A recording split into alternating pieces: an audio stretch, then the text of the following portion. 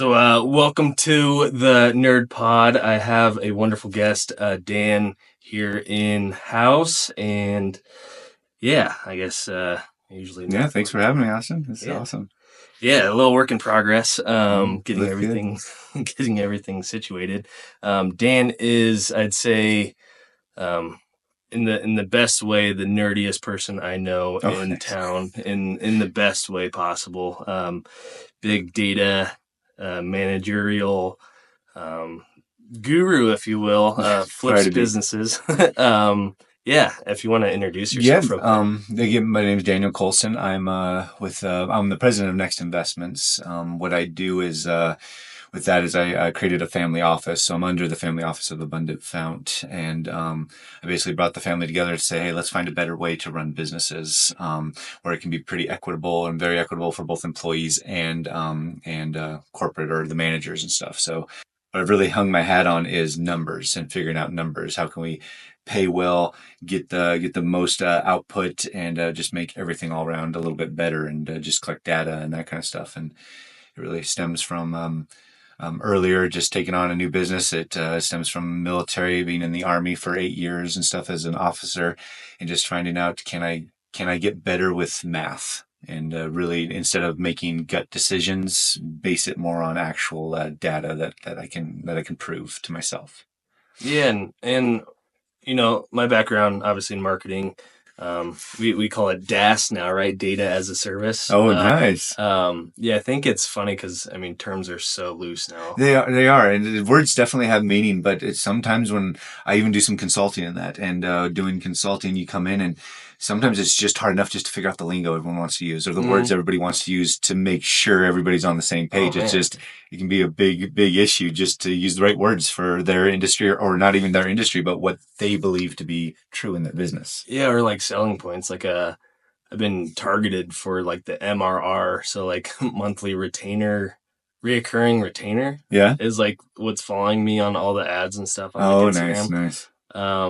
Apparently, I'm really honing in on the MRR and all these dumb terms.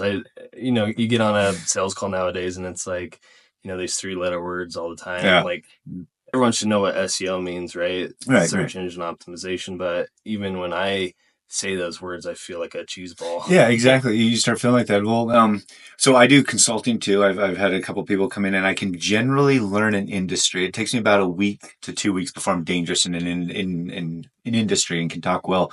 But still, then those three little acronyms that pop in and stuff that just catch me off guard, and talking to somebody could lead them to believe you know what you're talking about or you don't know what you're talking about, even though you've done the research, you know the basis and you know what needs to happen, but they'll judge you on those. And you're like, oh my gosh, it's the hardest part sometimes. It's like a filtering tool Yeah. for these like I call them douchebags still. But nice.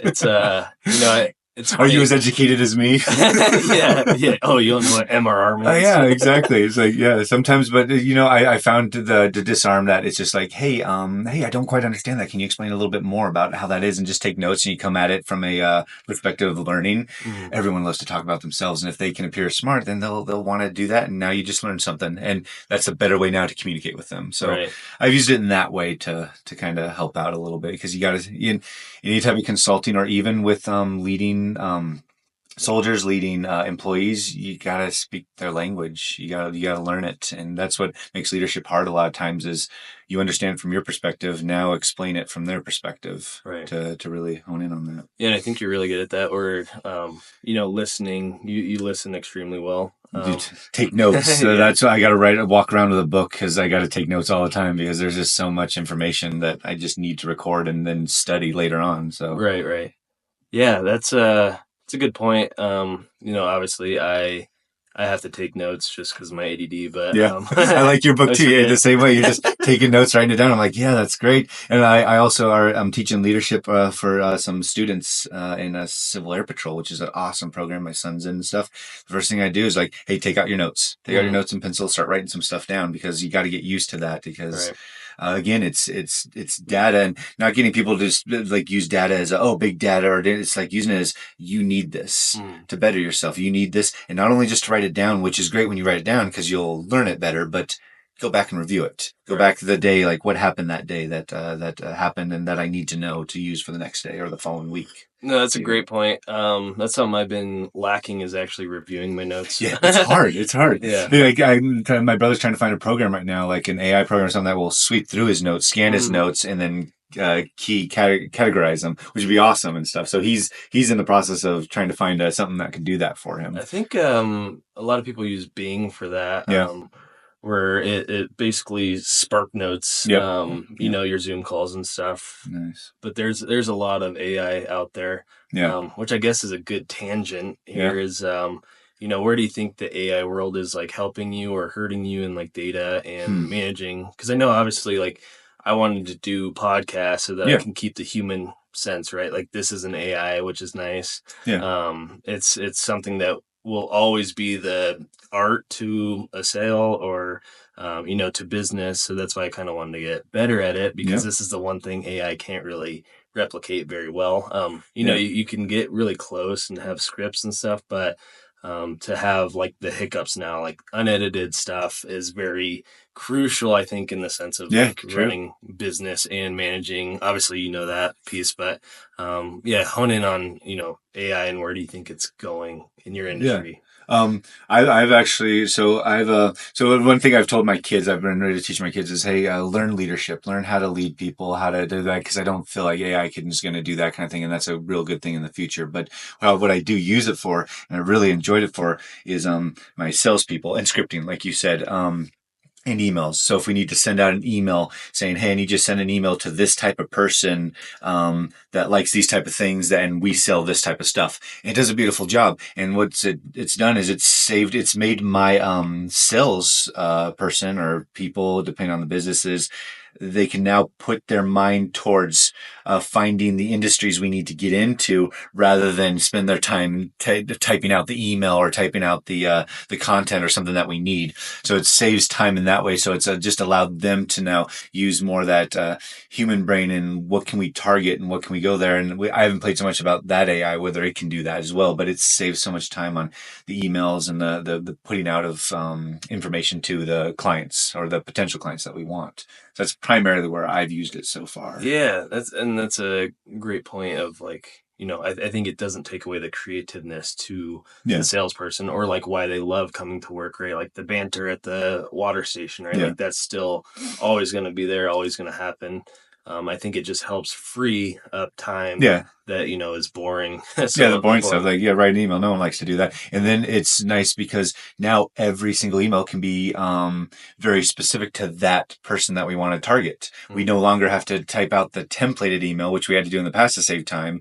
We can now literally, like, one of my favorite things is we go to a website, we look at their About Us page. Now we can use all their lingo. What I was just talking about is you got to learn the way they talk, the way they communicate. Well, I can throw their About Me page into that AI and say, write me an email using their language, essentially. Right. Now, when that email comes in, it's much more personal, looks really well, and it saved us a whole bunch of time. And it's not that templated email that you automatically delete the minute that you open it. Right. It's so much more, it's so much easier to create that, which I personally love, and I feel my team's starting to really like as well. Yeah, no, that's a great point. I think we're kind of the yin and yang. That's why I think I love, when we always talk, it's always so Yeah, fluid. And so, I do. Yep. you have like the more analytical brain where, I think I always say this too, is not like a demeanor thing, but it's more like I have the creative brain that Yep. kind of sees, the human side, where you also see how you implement the robotic side, even when robots didn't exist, you Yeah. still saw the systems in place that had to, like, say in the military, these things have to be in place so that Yeah. you're not screwed on the Well, I'll field, be the right? first one to admit I'm not creative. I'll tell employees, I'll tell everybody, I don't know how to be creative. Like my brother is super creative. He's an artist. I employ artists. I like to call them artists. Like you know this product, you know this service, you build this, you create this, you're the artist. Mm. I just need to create systems to make sure it can be produced in a great way and get quality out that we can ensure certain things. That's what I do. But yeah, I'm always the first to be like, I'm not creative. It's not where I hang my hat. I know numbers and I enjoy numbers and I like seeing formulas and things and that kind of thing. Yeah, no, I love that about you too. It's I always think it's the concept of, back in my restaurant years, we would get line cooks that were sandwich artists from Yeah. Subway, right? And so Nice. they were the first to implement like a more creative side to making sandwiches, Yeah. which I thought was actually pretty interesting. Where people came in thinking they were artists, and Yeah. it worked for a while when there wasn't internet making fun of you and stuff. Yeah. But I think, and nowadays you can get a job just giving reviews or whatever. Yeah.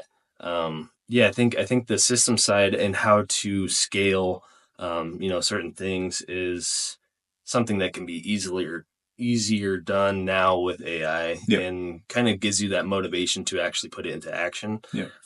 Where you probably know a lot of entrepreneurs have ideas. Everyone has an idea, but putting it into action is still Putting it the into action is the drawback. one thing everybody struggles with, and then putting it into action in a well organized, thought out plan where if anything happens, you can cut losses, or you can say you're not all in all the time, or things like that. But I will say back a little bit, like the another point that we made when we have our employees and stuff is to call them artisans, or to let them have that artist part, is to, with that, give them more autonomy in that art.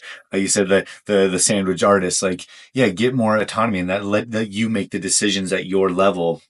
You're the artist, because then at this level, I can now analyze it, see what works, see what doesn't work, and then have those changes put in place or anything. But I would never know that unless I give that autonomy down at a smaller level. And then that comes in when they can save their time and they can think about those things more creatively, because they have like AI doing that. So it all kind of feeds in and makes this nice little thing. And then nothing's your enemy. Nothing's really truly your best friend. It's just, you got to find the things that work well and the things that don't work, and kind of put them together and just building a Lego piece, and Right. that you're proud of. Well, yeah, and that's where your experience won't ever be replicated through AI, right? So Yeah. like your experience to the world isn't something mathematical. It's something that you felt, and you like actually were on the boots, right? Yeah. Like on the ground, boots on the ground, Yeah. where you actually felt these like failures and these Yes. successes, and you have the romance piece, which is obviously something that robots can never, Mm-hmm. actually feel. At the end of the day, someone's coding them, right? Yeah. So like they have me. I don't look like a nerd, but I'm extremely, pretty nerdy on the Yeah. back end. Yep. So, coding AI is something that I do. Nice. And so basically these robots are me. So now you can actually replicate yourself through Nice. systems. So like a lot of tedious tasks like SEO, and a lot of just mechanical robot things. Basically I just created a robot to talk to robots, and Yep. then I'm the human that talks to humans. Nice. So that's like, my brain is very, specific now. And I learned that through failure through hiring, Yes. Yep. firing. It's just a lot of, I personally don't really like too many humans, Yeah. Right. which I know you and me both More would agree. introverted. Yep. Yep. Yeah. Very true. So it's the relationship piece, is very more connected with the human aspect, where we don't even have to touch base on like those words, even touch base. I hate, but Yeah. like the SEO and like all that stuff, we don't have to talk about that now, because robots are taking control, Yep. and talking robot to Nice. robot. But yeah, I guess I would like, speaking of robots, I had my AI generate some questions Nice. for the podcast. Answer some robotic questions. Yeah, yeah, and it's cool how they articulate the question. Yeah. Because it's You know what I really like AI about? It spells everything well and does a really good job grammarly, or grammar. I don't even know the word for it, but yeah, I am the most terrible. Like if I go to write an email, I don't even like to go back to read it because it sounds so awful, but I have to, because I'm sending it to someone, and I'll just go back and be like, this is terrible.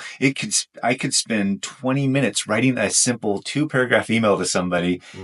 And I just can't figure it out. So I love that. That's one of the things I personally love about it. It just puts it a thought, and you just read it back. You're like, wow, that sounds really good. I sound really intelligent right there. Well, and now it's like the fact checkers are, seeing if it's AI produced, because it's almost too perfect. It is. So then, it is. I was like, man, I would do business with this guy. Yeah. I think the future is grammatical errors are going to make a comeback. Right. So like if AI can create a happy medium between perfect and, yeah, the minute you see a semicolon in there, you're like, no, yeah. Or like, nobody knows how to use that. or the traditional, like they're there. And yeah. They use their properly where they are. Yeah, that's definitely a robot, because we don't know. That's awesome. But very true.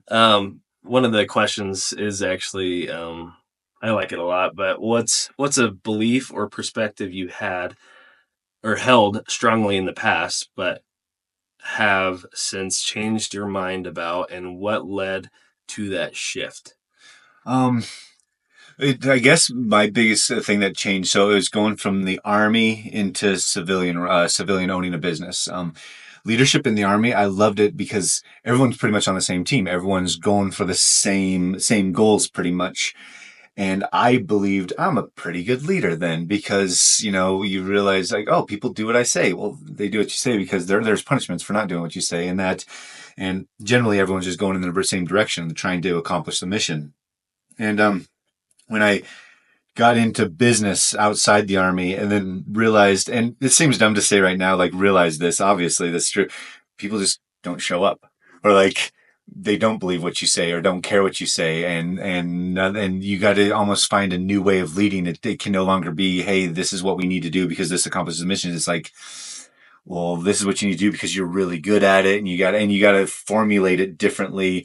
And that's what I learned. The biggest is there's a big difference between leading soldiers and leading employees and that kind of thing. So it was a big lesson to learn and a long lesson to learn is like somebody gave a great interview and you're like, oh, I love this person. You're hired. And then they don't show up the next day or the next day and they're just gone and stuff. And that was the hardest part. Or, hey, you showed somebody how to do something and the next thing and they didn't do it right, and then you show them again, they didn't do it right. They show them again and you're like, how do you not get this? How is this not going through your head right?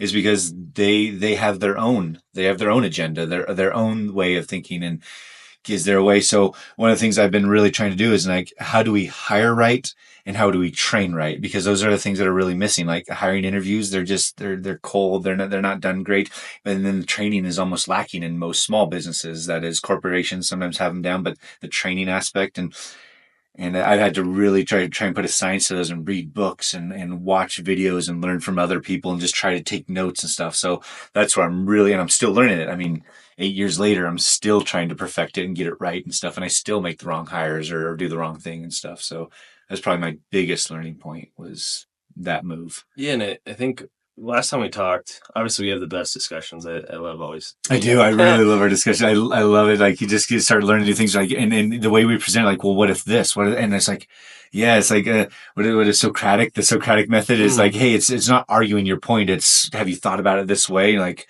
that could work. Let me try that. And Right. I like that And kind of it's way of doing it. seeing it as an opportunity to see someone else's perspective, I Yeah, think, is exactly. like where we mesh extremely well, where we're not too similar, we're not trying to compete against each other. I think it's I come to you for certain things that I don't know, and I think you come to me for certain things you don't know. Hmm. And whether it be data or how do you manage people better, how do you train, like you said, you know, kind of figuring out your niche too is what it sounds like, where it's like, oh, I am I've mastered the training art, like, Yeah.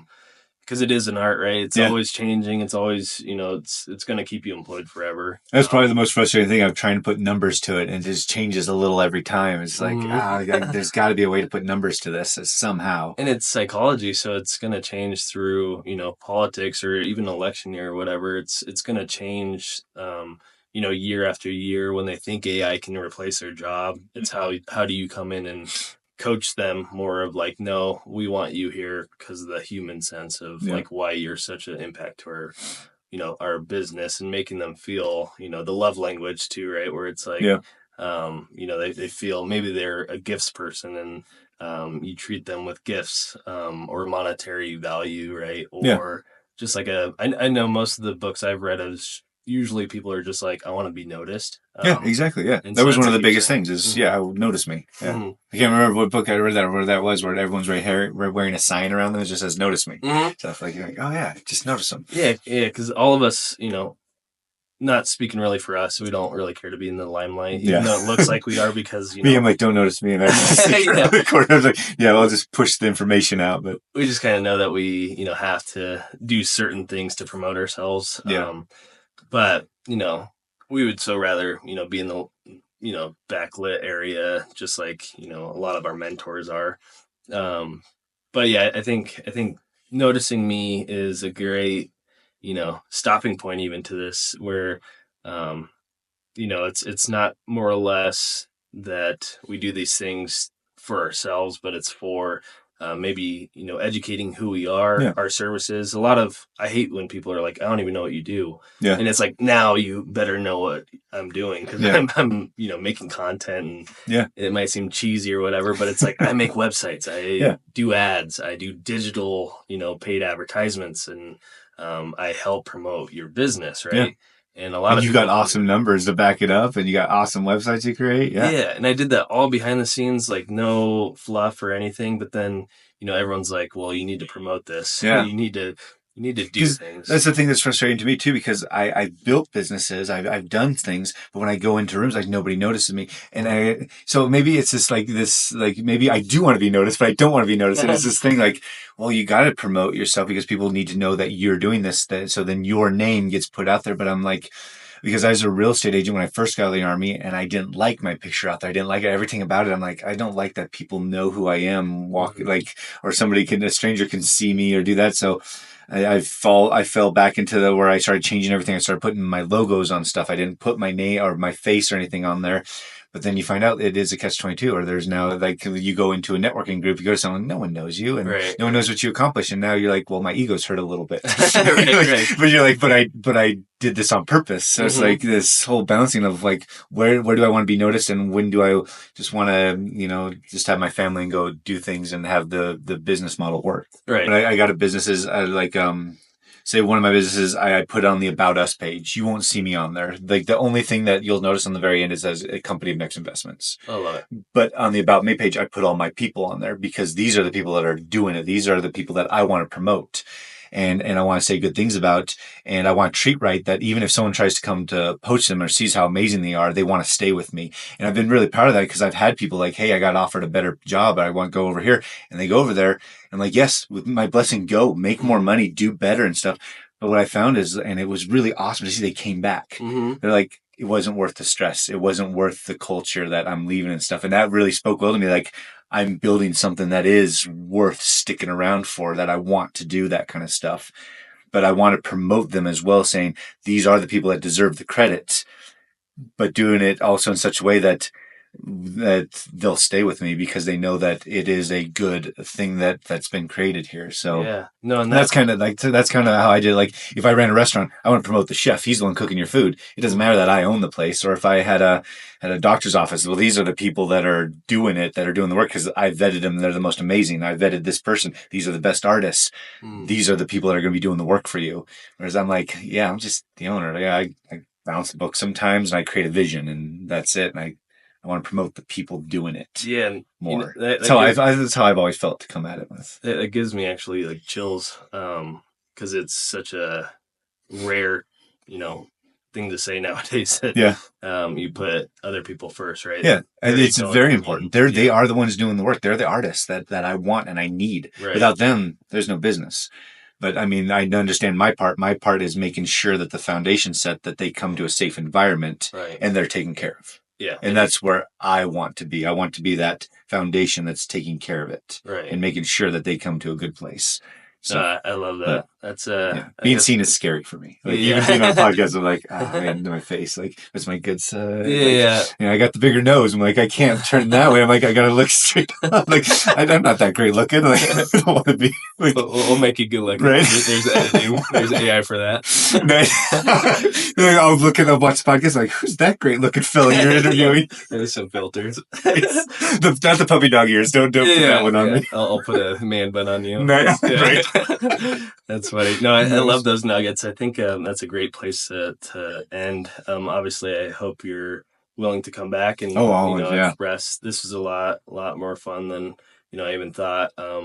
But yeah, no, I'd love to have you back on. Oh man, I'd love to be on. I love what you do. Like, your work you do is awesome, and yeah, fantastic. Well, cool. Well, yeah, thanks for coming, and yeah, until next time. Yeah, thank you. Yeah. I'll see you.